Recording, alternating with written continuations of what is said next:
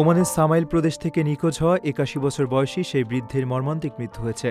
নিখোঁজের পর মুমূর্ষু অবস্থায় তাকে উদ্ধার করা হলেও শেষ পর্যন্ত বাঁচানো সম্ভব হয়নি। রয়্যাল ওমান পুলিশ এক বিবৃতিতে তার মৃত্যুর বিষয়টি নিশ্চিত করে শোকসন্তপ্ত পরিবারের প্রতি গভীর সমবেদনা জানিয়েছে।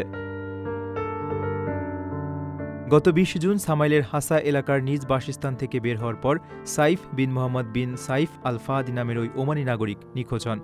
দীর্ঘ সময় পার হয়ে যাওয়ার পরও তিনি বাড়ি না ফেরায় তার সন্ধানে সাধারণ মানুষের সহায়তা চেয়ে সামাজিক যোগাযোগ মাধ্যমে জরুরি বিজ্ঞপ্তি জারি করেছিল পুলিশ। রয়্যাল ওমান পুলিশের সর্বশেষ আপডেটে জানানো হয়, মুমূর্ষু অবস্থায় ওই বৃদ্ধের সন্ধান পাওয়া গিয়েছিল, তবে দুর্ভাগ্যজনকভাবে তিনি মৃত্যুবরণ করেছেন। নিখোঁজ ওই নাগরিককে খুঁজতে সাধারণ মানুষ ও স্থানীয় সম্প্রদায় যে আন্তরিকতা ও সহযোগিতা দেখিয়েছে তার ভূয়সী প্রশংসা করেছে প্রশাসন। সংকটকালে এভাবে স্বতঃস্ফূর্তভাবে এগিয়ে আসার জন্য নাগরিকদের বিশেষ ধন্যবাদ জানিয়েছে রয়্যাল ওমান পুলিশ। প্রবাসীর সিটিতে চলছে বহুল আলোচিত ফ্রি ফ্ল্যাট অফার, অর্থাৎ আপনি যে টাকা দিয়ে এখন ফ্ল্যাট কিনবেন ৫ বছর পর সেই সম্পূর্ণ টাকা ফেরত পাবেন, আর সেই সাথে পাচ্ছেন একটি ফ্ল্যাট একদম ফ্রি। অফারটি সীমিত সময়ের জন্য, তাই দ্রুত যোগাযোগ করুন স্ক্রিনে দেওয়া নাম্বারে।